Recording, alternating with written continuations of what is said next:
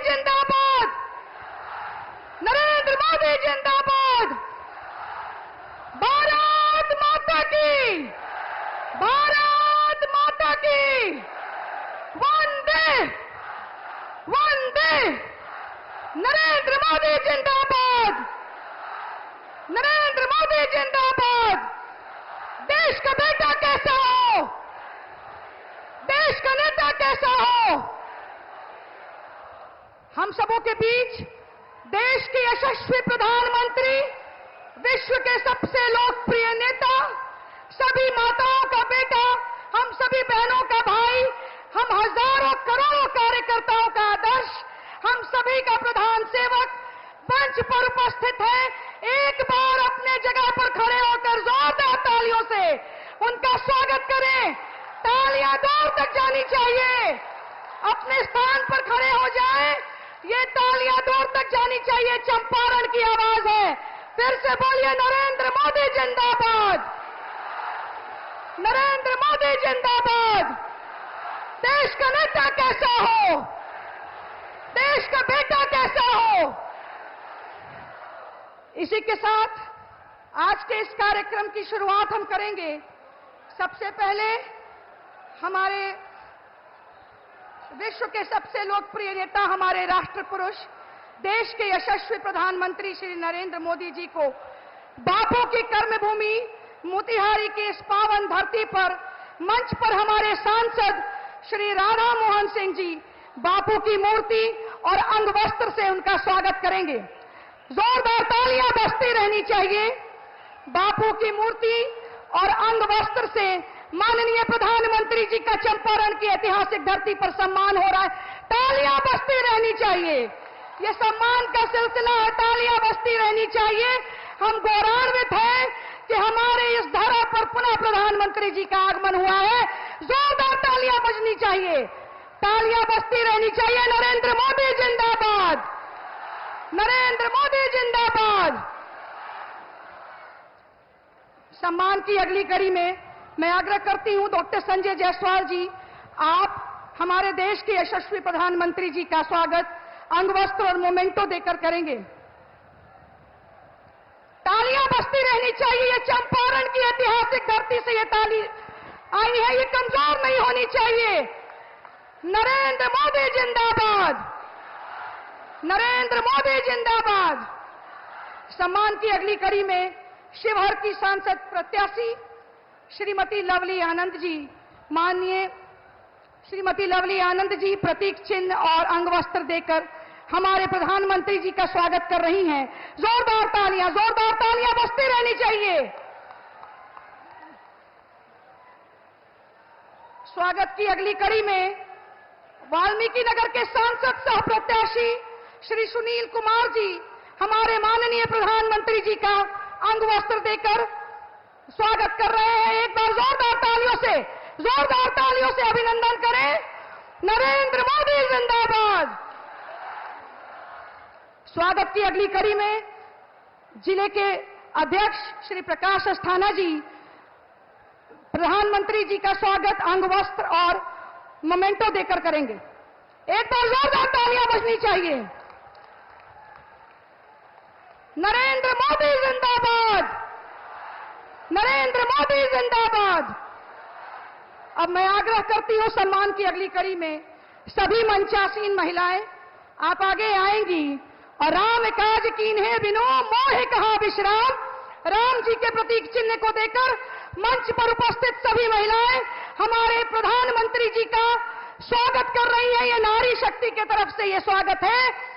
समस्त नारी शक्ति आदि आबादी देश के प्रधानमंत्री के लिए जिस तरह वो हमारे लिए संकल्पित है, देश की आदि आबादी भी प्रधानमंत्री जी के लिए उसी प्रकार संकल्पित है। एक बार जोरदार तालियों से अभिनंदन करें, स्वागत करें आदि आबादी की तरफ से। जो योजनाएं हमें मिल रही है, माताओं के आंसू पोंछने का काम देश के इस बेटे ने किया है। उज्ज्वला गैस कनेक्शन दिया है, हमें इज्जत घर दिया, हमें सम्मान दिया, हमें गरिमामयी जीवन प्रदान किया। और इतना ही नहीं, जब पॉलिसी मेकिंग की बात आई तो नारी शक्ति वंदन अधिनियम देने का अगर किसी ने काम किया तो प्रधानमंत्री जी ने किया, और मुसलमान बहनों को भी 3 तलाक से छुटकारा दिलाया। आज हमारे देश की आधी आबादी संकल्पित है हमारे प्रधानमंत्री जी के लिए, और यह संकल्प नया नहीं है, यह संकल्प नया नहीं है। इसके आगे मैं मंच पर बुलाना चाहूंगी, मंच पर उपस्थित हमारे सांसद महोदय श्री राधा मोहन सिंह जी, जिनकी कार्यशैली हम सब सीखते हैं, जिनकी कुशल संगठन शक्ति और संगठन पर जोरदार पकड़ हम लोगों के लिए सीखने का विषय है, अनुकरणीय है। ऐसे राधा मोहन जी, जिन्होंने कभी किसी अपराधी और ना अपराध को हवा दी, राधा मोहन जी का जोरदार स्वागत करें चंपारण की धरती। आज बापू की कर्मभूमि मोतिहारी में अपने बीच उपस्थित विश्व के यशस्वी नेता, राष्ट्र पुरुष, देश के प्रधानमंत्री सम्माननीय श्री नरेंद्र मोदी जी, मंच पर उपस्थित हमारे प्रदेश के अध्यक्ष सम्राट चौधरी जी, लोजपा रामविलास के अध्यक्ष राजू तिवारी जी, बिहार सरकार के मंत्री रेणु जी, हरीश सहनी जी, कृष्णनंदन पासवान जी, हमारे पड़ोसी क्षेत्र के सांसद सम्मानीय संजय जायसवाल जी, सुनील जी, उम्मीदवार शिवहर के लवली आनंद जी, मंच पर बैठे सभी सम्मानीय नेतागण, मोतिहारी के मतदाता भाई और बहनों, मित्रों, हम सब गांव से आए हैं। हम सबके ध्यान में होगा कि गांव के मंदिर में हम एक पुजारी नियुक्त करते हैं, और उस पुजारी का काम है मंदिर की साफ सफाई करना, लोगों की सेवा करना और प्रसाद वितरण। ये काम मंदिर के पुजारी का है, जिसे आपने गांव में नियुक्त किया है। हमें भी आपने जहां नियुक्त किया है, उस स्थान पर एक विलक्षण व्यक्तित्व बैठा हुआ है, एक महानायक बैठा है, मोदी का मंदिर का आपने पुजारी हमें नियुक्त किया है।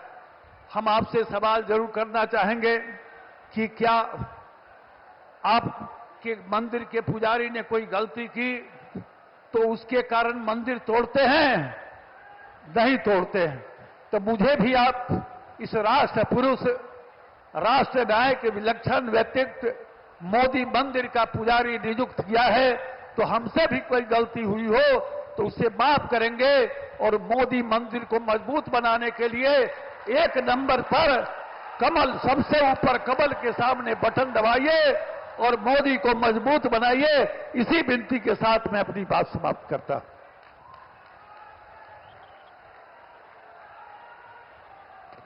इसी के साथ मैं आग्रह करती हूं हमारे बिहार के यशस्वी डिप्टी सीएम सह प्रदेश अध्यक्ष श्री सम्राट चौधरी जी का जोरदार तालियों से स्वागत करें। बोलिए भारत माता की जय, जय श्री राम। आज दुनिया के सबसे बड़े लोकतंत्र के सबसे बड़े नेता आदरणीय नरेंद्र मोदी जी का मैं इस पावन धरती पर स्वागत करता हूं, चंपारण की पावन धरती पर।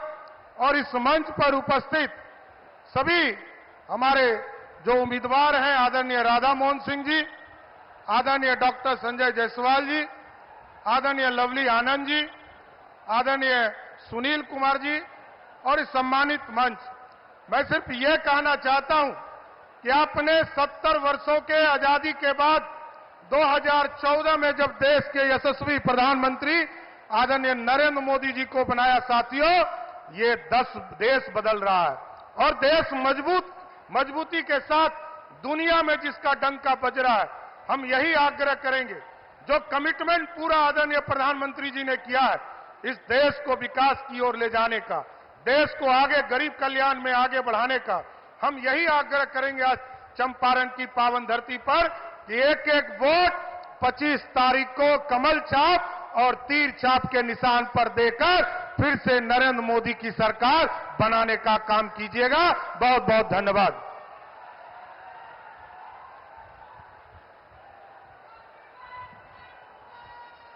इसी के साथ हम सब जिसको सुनने के लिए बेचैन हैं, वसुधा का नेता कौन हुआ, भूखंड विजेता कौन हुआ, अतुलित यशक्रेता कौन हुआ, नवधर्म प्रणेता कौन हुआ, जिसने न कभी आराम किया, विघ्नों में रहकर काम किया, ऐसे देश के यशस्वी प्रधानमंत्री, विश्व के सबसे लोकप्रिय नेता, जिसे हम सब सुनने के लिए बेचैन हैं, मैं आग्रह करती हूं अपने देश के यशस्वी प्रधानमंत्री माननीय नरेंद्र भाई मोदी जी से, आप आए और अपना मार्गदर्शन चंपारण की जनता के साथ करें।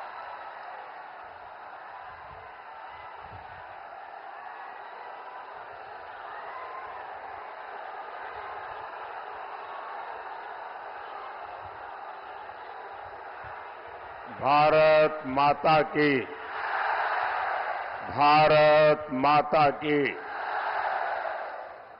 रउआ लोगन के हमार प्रणाम पहुंचे।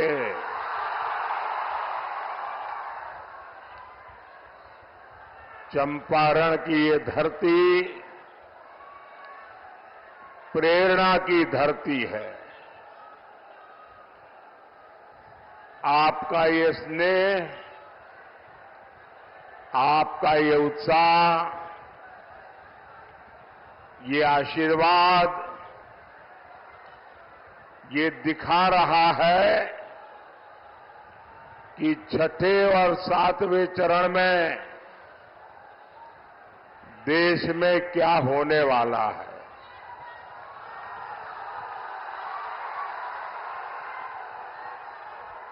अभी कल ही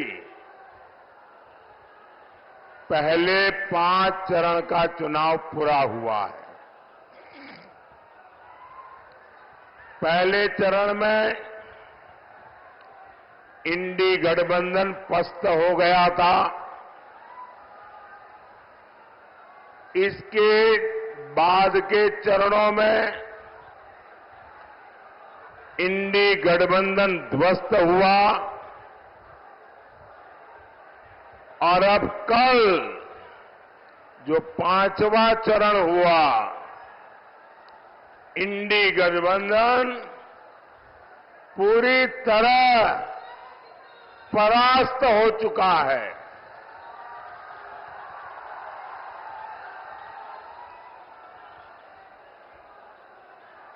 खुद को जनता का माई बाप समझने वाले इन्हें जनता ऐसी करारी हार देगी, ऐसी करारी हार देगी कि दुनिया देखती रह जाएगी।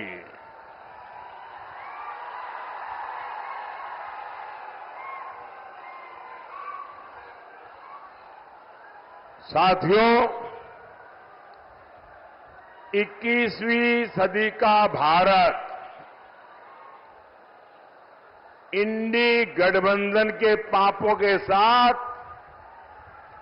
आगे नहीं बढ़ सकता।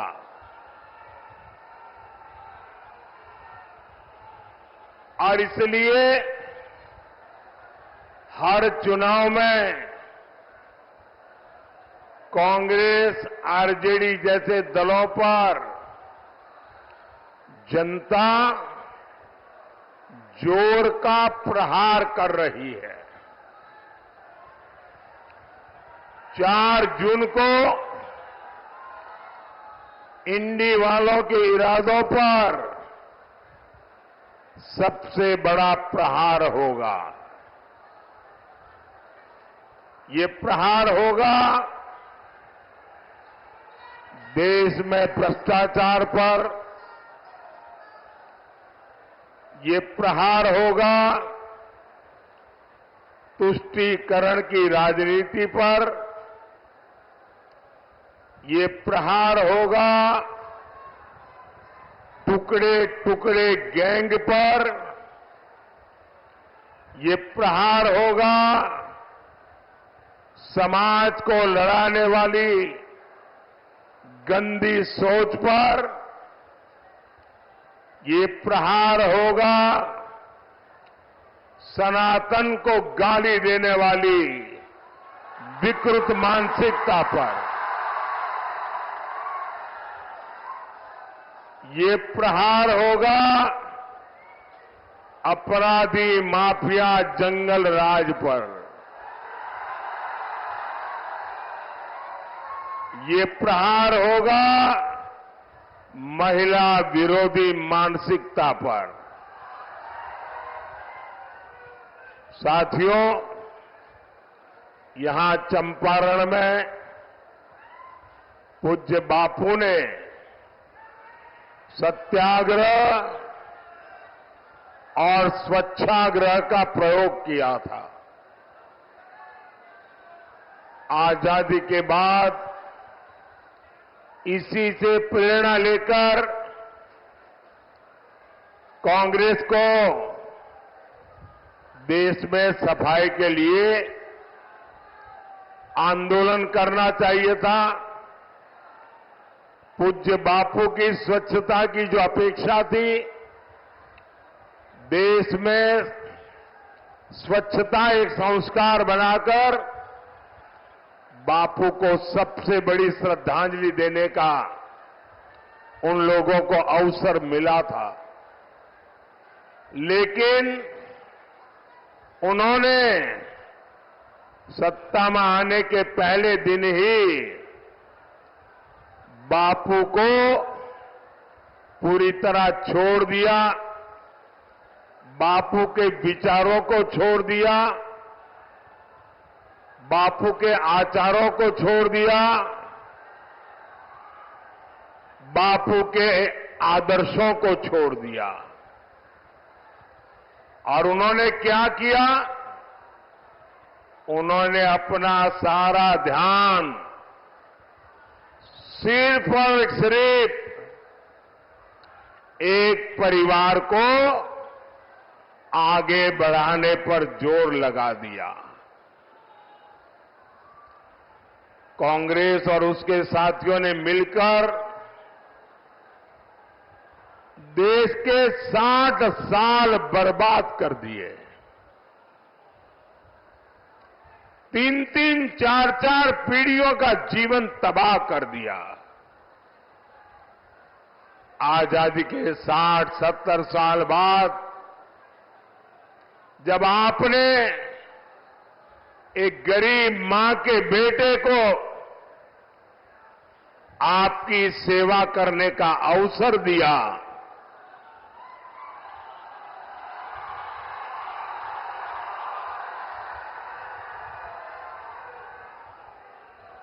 और 60-70 साल बाद जब मोदी आया, तब घर घर शौचालय पहुंचा।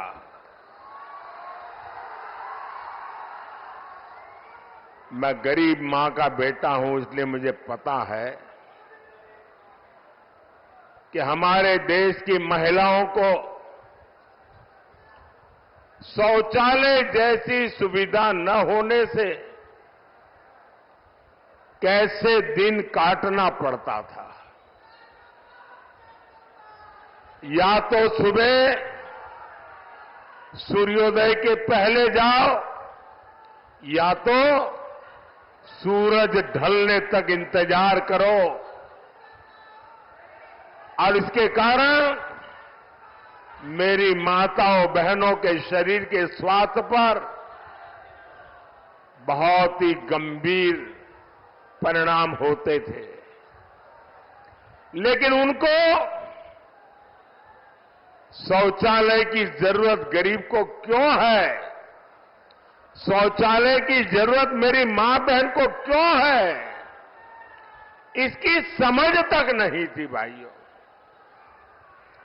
आजादी के 60-70 बाद जब मोदी आया तो हर घर में बिजली पहुंची।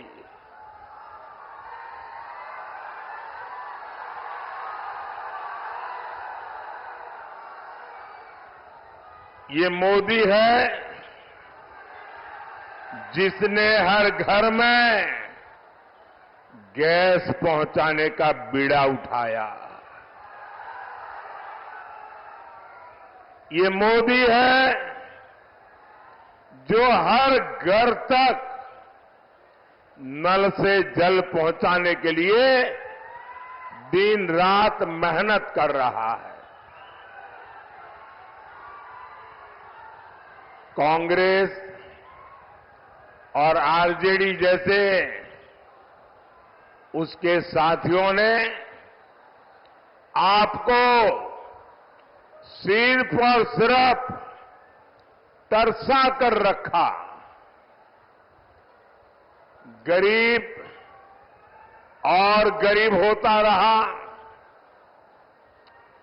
इन 60 सालों में इन लोगों ने बड़े बड़े महल बना लिए। स्विस बैंक में अकाउंट खुल गए। आपके पास पेट भरने को अन्न नहीं था। लेकिन इन लोगों को तिजोरी में नोटों की गड्डियों, नोटों के पहाड़, उनकी अलमारियां नोटों से भरी रहती है। आपके बच्चों के पास पढ़ने के लिए स्कूल नहीं था, लेकिन इनके बच्चे विदेशों में जाकर पढ़ते रहे। गरीब परेशानी में था, मुश्किल में था, लेकिन इन्हें कोई फर्क नहीं पड़ता था। साथियों, देश में गरीब की पूछ तब शुरू हुई जब गरीब का ये बेटा प्रधान सेवक के रूप में आपकी सेवा में खपने लगा। पिछले 10 साल में मोदी का बहुत सारा समय पिछली सरकारों के गड्ढे भरने में निकला है। जो काम 10 वर्षों में हुआ है, अब उससे ज्यादा काम अगले 5 साल में होगा। और ये मोदी की गारंटी है।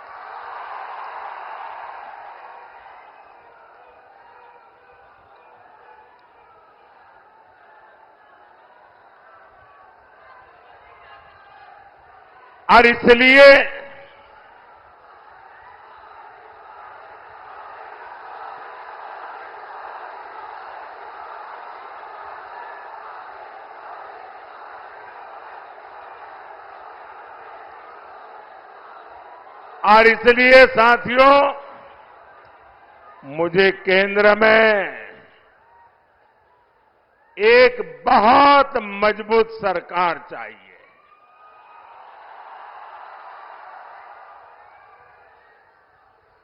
और मजबूत सरकार मोदी को, मोदी के परिवार को मजबूत बनाने के लिए नहीं, मजबूत सरकार आपके बच्चों के भविष्य के लिए।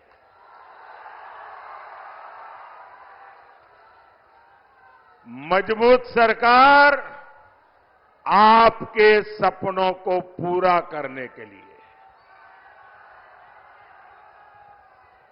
और इसलिए मैं आज पूज्य बापू की जन्मभूमि गुजरात से, पूज्य बापू की कर्मभूमि में आपसे आशीर्वाद मांगने आया हूं।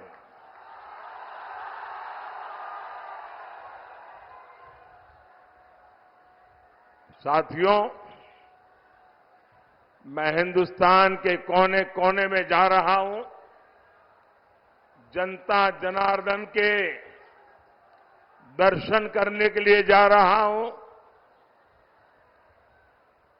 10 साल के मेरे काम का हिसाब देने जा रहा हूं।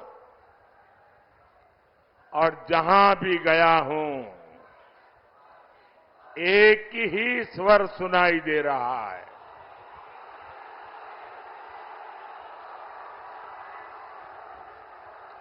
एक ही मंत्र सुनाई दे रहा है। एक ही गूंज सुनाई दे रही है। फिर एक बार, फिर एक बार, फिर एक बार, अब की बार, अब की बार 4 जून। भाई और बहनों, जो लोग चांदी का चम्मच लेकर पैदा होते हैं, उन्हें पता नहीं होता मेहनत क्या होती है।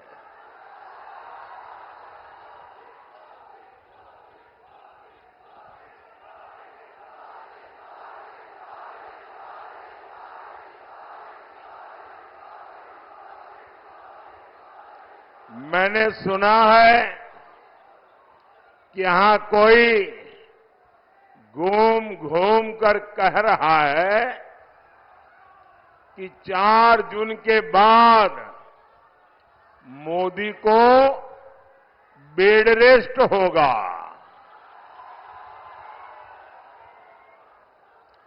भाइयों बहनों, मैं तो परमात्मा से प्रार्थना करता हूं, मैं तो यही कामना करता हूं, मोदी तो क्या, देश के किसी भी नागरिक के जीवन में बेड रेस्ट की नौबत नहीं आनी चाहिए।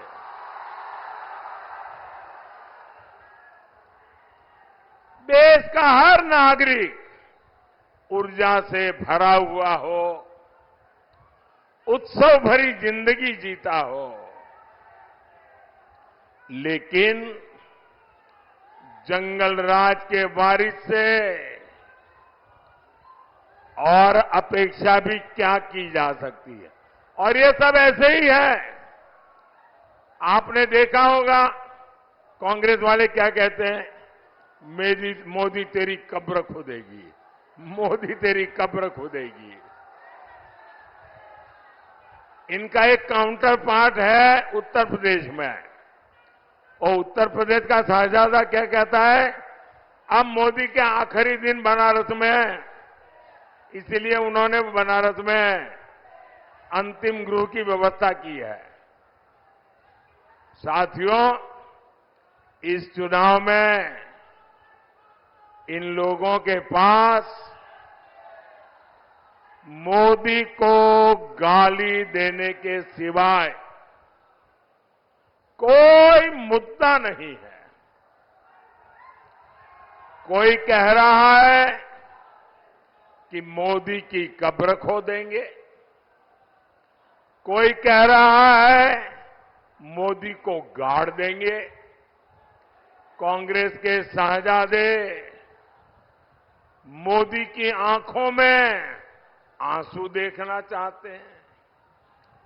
अरे इंडी वालों,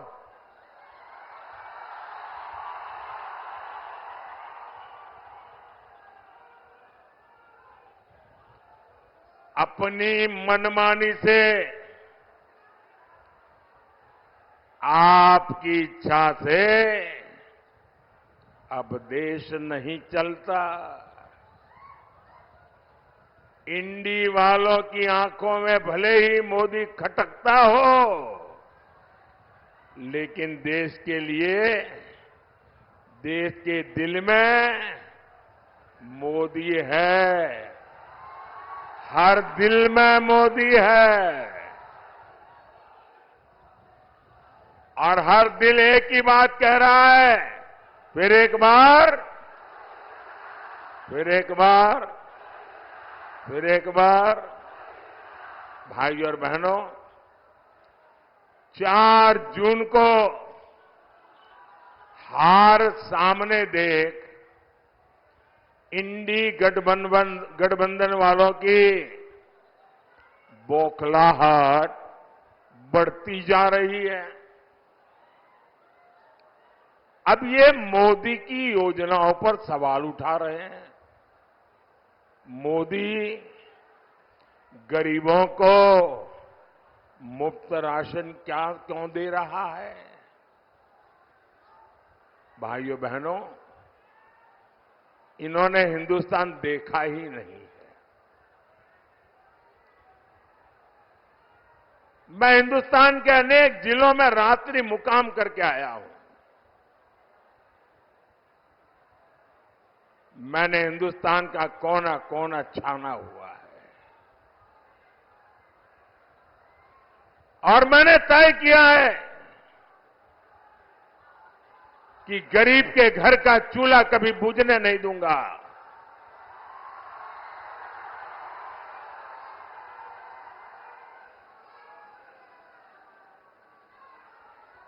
रात को जब बच्चे भूखे पेट सोते हैं तो उस मां पर क्या बीतती है, इसका मुझे पता है। और इसलिए मोदी गरीब को मुफ्त राशन देता है, देता रहेगा।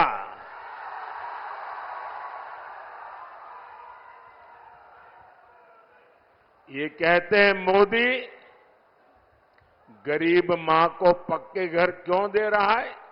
वो तो पीढ़ियों से ऐसे रहते ही थे भाई। मोदी गरीबों को मुफ्त इलाज की सुविधा क्यों दे रहा है? भाइयों बहनों, मैं जानता हूं गरीब के परिवार में, अरे मध्यम वर्ग के परिवार में जब कोई मां बहन बीमार हो जाती है तो परिवार के किसी को पता नहीं चलने देती कि उसे पीड़ा हो रही है, उसे दर्द हो रहा है। वो छिपाती है। क्यों? क्योंकि उसके मन में रहता है कि कहीं डॉक्टर के पास जाऊं और खर्चा बड़ा हो जाए और बच्चों पर कर्ज आ जाए तो मुझे ये नहीं करना है, मैं पीड़ा सह लूंगी, कुछ दिन में अपने आप ठीक हो जाएगा। और नहीं हुआ तो जिंदगी कितनी जीनी है। हमारे देश में माताएं बहनें बीमारी में दर्द सहती है, परिवार को भी बताती नहीं है। क्यों? क्योंकि कहीं बीमारी का खर्च बच्चों को कर्ज में डुबो न दे। मोदी हर मां की उस पीड़ा को जानता है। मोदी हर मां की उस भावना को समझता है और इसलिए मोदी ने तय किया कि अब मेरे देश की किसी मां बहन को दर्द छुपाने की जरूरत नहीं है। अस्पताल के बिल की चिंता मत करो मां, तुम्हारा एक बेटा दिल्ली में बैठा है।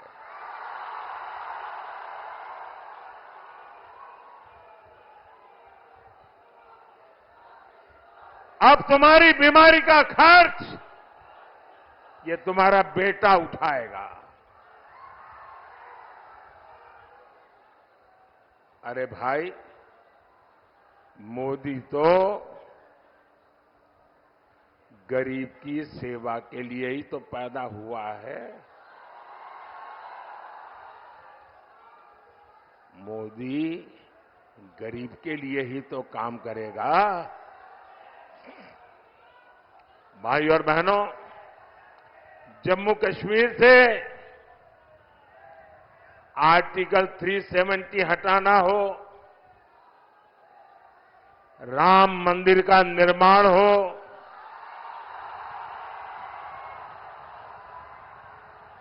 बोलो जय श्री राम।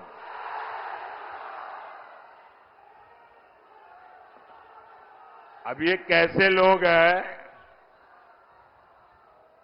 प्रभु राम के लला का प्राण प्रतिष्ठा का कार्यक्रम, भव्य राम मंदिर का निर्माण, ये मंदिर वालों ने उनके घर जाकर के निमंत्रण दिया कि आप प्राण प्रतिष्ठा में आइए।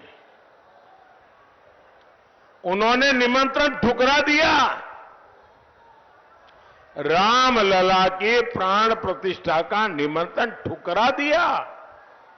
ये ऐसे लोग हैं कि एक इंसान जिस पर अदालत ने चोरी करने के गुनाह में सजा की है, जो जेल काट रहा है, बीमारी के कारण घर आने का अवसर मिला है, उसके घर जाकर के बढ़िया बढ़िया खाना पका करके खाने की फुर्सत है, लेकिन राम लला के हाथ जाने की फुर्सत नहीं है।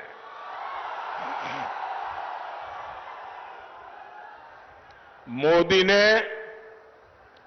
दशकों सदियों के मुद्दे खत्म किए हैं, समाधान दिए हैं। मोदी इन लोगों की तरह नहीं है जो गरीब के साथ विश्वासघात करे।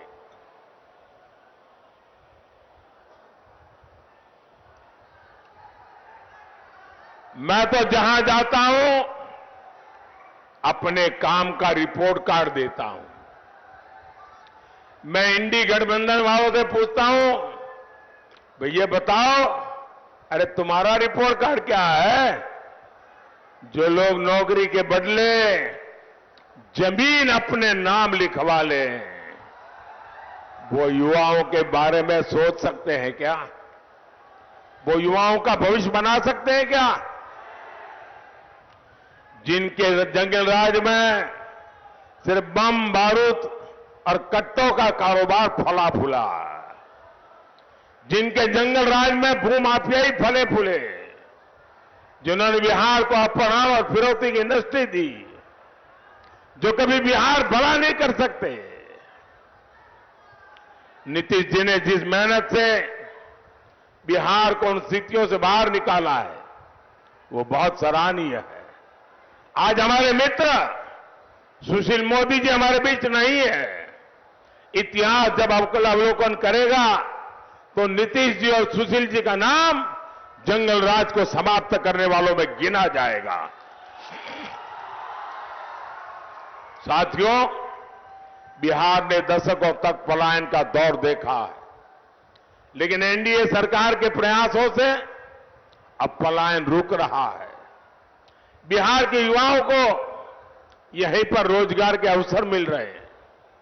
आप मुझे बताइए, चंपारण में केंद्रीय विश्वविद्यालय बना है, खेती के लिए रिसर्च सेंटर बना है, सरदार पटेल सहकारी प्रशिक्षण संस्थान बना है, सिलेंडर का प्लांट लगा है, इफको बाजार बने हैं। ये सब कुछ क्या आपने आप चल रहे हैं क्या? इनमें रोजगार नहीं मिला क्या? यहां इतना बड़ा डेयरी प्लांट बना है, इससे हजारों पशुपालकों, माता और बहनों की आय बढ़ी है। इसमें किसी को रोजगार नहीं मिला है क्या? ये जो पुल बन रहे हैं, हाईवे बन रहे हैं, रेलवे स्टेशन आधुनिक हो रहे हैं, ये बिना किसी को रोजगार दिए बन रहे हैं क्या? क्या जादुई चिराग से बनते हैं क्या? भाइयों बहनों, जंगलराज वालों ने आजकल आरक्षण का और संविधान पर दिन रात जोर जोर से झूठ बोलने का एक बड़ा अभियान चलाया है। सच्चाई ये है कि बाबा साहब आंबेडकर न होते तो नेहरू जी एससी एसटी को आरक्षण नहीं मिलने देते। उन्होंने तो मुख्यमंत्रियों को चिट्ठी लिख करके विरोध किया था, नेहरू जी ने। नेहरू जी से लेकर राजीव गांधी तक इस परिवार के जितने प्रधानमंत्री हुए, सबने ओबीसी आरक्षण का विरोध किया। कांग्रेस ने गरीब, एससी, एसटी, ओबीसी, महिला का हर किसी को धोखा दिया। इसलिए आज सिर्फ एक ही वोट बैंक उनके पास बचा है। अब इस वोट बैंक को खुश करने के लिए एससी, एसटी, ओबीसी का आरक्षण धर्म के आधार पर आपसे छीन करके वोट जिहाद वालों को देना चाहते हैं। संविधान क्योंकि इसकी इजाजत नहीं देता, इसलिए ये संविधान बदलना चाहते हैं। साथियों, मोदी का ट्रैक रिकॉर्ड आपके सामने है। 10 साल में करीब करीब 400 संशोधनों का समर्थन हमारे साथ रहा है।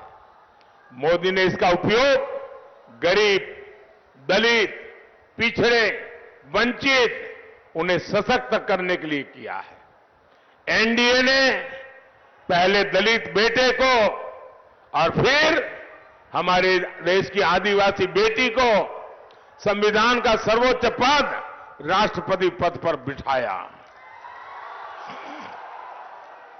हमारी सरकार है जिसने पिछड़ा वर्ग आयोग को संवैधानिक दर्जा दिया। पहले केंद्रीय विद्यालय, नवोदय विद्यालय और सैनिक स्कूलों में ओबीसी आरक्षण नहीं था। मोदी सरकार ने ही आरक्षण लागू किया। मेडिकल पढ़ाई में भी केंद्रीय कोटे में पहली बार ओबीसी आरक्षण हमने लागू किया। एससी, एसटी, ओबीसी का हित अगर कहीं सबसे ज्यादा सुरक्षित है तो बीजेपी में है, एनडीए में है।